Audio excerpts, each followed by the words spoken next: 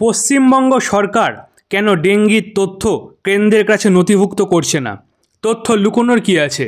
সংসদের উচ্চকক্ষ রাজ্যসভায় সোমবার এই প্রশ্নই তুললেন কেন্দ্রীয় স্বাস্থ্যমন্ত্রী জগৎ প্রকাশ নাড্ডা। পাল্টা জবাব দিলেন রাজ্যের স্বাস্থ্য দপ্তরের স্বাধীন দায়িত্বপ্রাপ্ত মন্ত্রী চন্দ্রিমা ভট্টাচার্য। সোমবার স্বাস্থ্য বিষয়ক প্রশ্নের জবাব দেন নাড্ডা। সেই সময়ে তিনি বাংলার বিরুদ্ধে ডেঙ্গির তথ্য আড়াল করার অভিযোগ করেছেন। কেন্দ্রীয় স্বাস্থ্যমন্ত্রী সেই প্রশ্নের ফুটেজ নিয়ে নিজের এক্স হ্যান্ডেলে পোস্ট করেছেন কেন্দ্রীয় শিক্ষা প্রতিমন্ত্রী তথা বালুরঘাটের সাংসদ সুকান্ত মজুমদার। নাড্ডার কথার প্রতিক্রিয়ায় চন্দ্রিমা বলেন, রোজই কিছু না কিছু বলেন। রাজ্য সরকারের পক্ষ থেকে কেন্দ্রকে যা যা দেওয়ার সব দেওয়া হয়, কী আবার দেওয়া হয়নি? বর্ষার মরশুমে প্রতিবারই ডেঙ্গির প্রকোপ বৃদ্ধি পায়।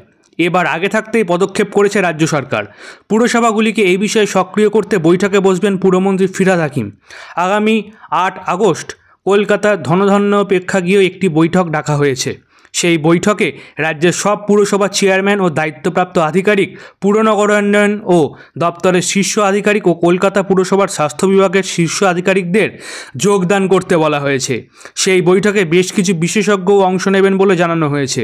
পুরমন্ত্রী বলেছেন, বর্ষা অনেক দেরিতে এসেছে, তাই মশাবাহিত রোগ এখন কম, কিন্তু বর্ষার ফলে জল যাতে কোথাও জমে না থাকে সে বিষয়ে আমাদের সজাগ থাকতে হবে।